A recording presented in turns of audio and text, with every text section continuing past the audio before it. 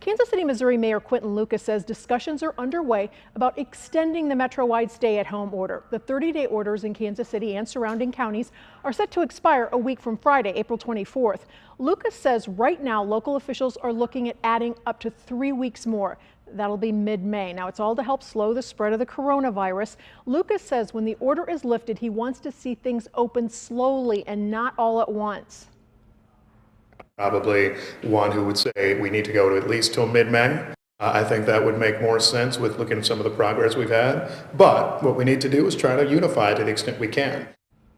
Mayor Lucas says he expects to make a decision on a new date later this week.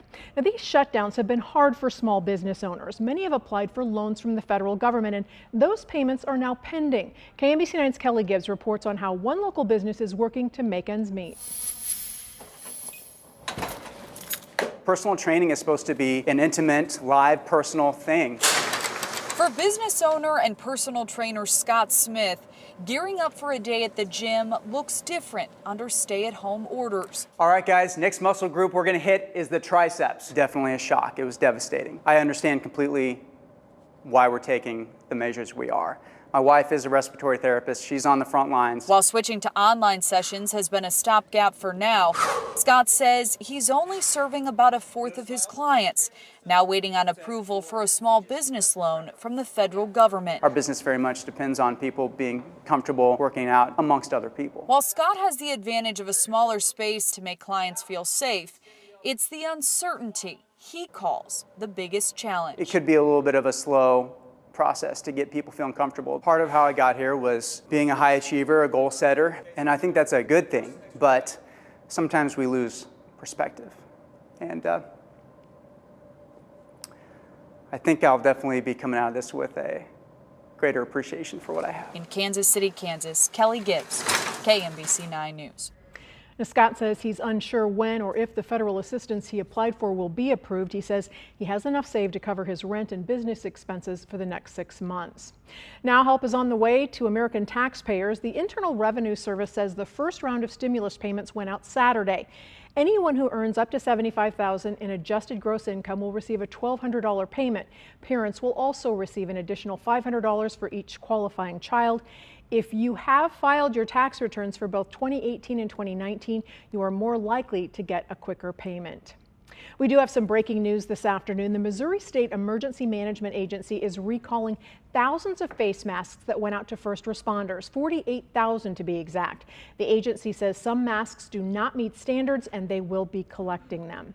Well, the biggest cluster of cases in Kansas is at the Riverbend Post-Acute Rehab Facility in Kansas City, Kansas. That facility has seen 110 cases, 90 residents, 20 staff, 12 people have died. Investigative reporter Matt Fleener is live now with more on how the investigator plans to get the situation under control. Well, Kelly, that's the hard part. Very hard to control once COVID-19 got into this facility. Just over the past few minutes, we've seen some staff members coming out of the facility, even with masks on. They do say they are following CDC guidelines to help with the outbreak inside this facility. We have seen a couple of ambulances here today as well. And the director has put out daily updates, and residents on the second floor, he says, have been the hardest hit. Residents on the first floor just now starting to show some symptoms as well. And public health epidemiologists say they are in cooperation with staff here at the facility. A lot of it's focused on making sure that those residents are still getting care and that we're trying to prevent bad outcomes now that such a large number are infected.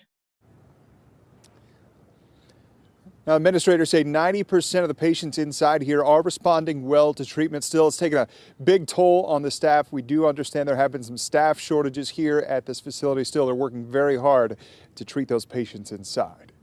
In KCK, Matt Fleener, KMBC 9 News. There are 336 confirmed cases in Wyandotte County and Kansas City, Kansas, and 25 deaths in the county. Here are the latest numbers of coronavirus cases in Kansas and Missouri. There are more than 4,300 cases of the virus in Missouri. The red line on this chart shows growth in Missouri over the past 3 weeks. Kansas cases are represented by the gold line, and as you can see, the state has now reached more than 1,300 cases. We're hoping for the number of new cases to level off, of course. There were 228 newly reported cases of COVID-19 in Missouri today. Kansas reported 39 new cases today. That is the lowest amount of new cases in a day in the past week. The University of Kansas Health System has fewer COVID-19 patients. Over the weekend, the hospital went from 33 to 31 patients who have been tested positive. However, nearly half of them are in the ICU. Doctors note Kansas City is doing much better at social distancing than St. Louis, where 5 times the number of COVID-19 patients are being treated.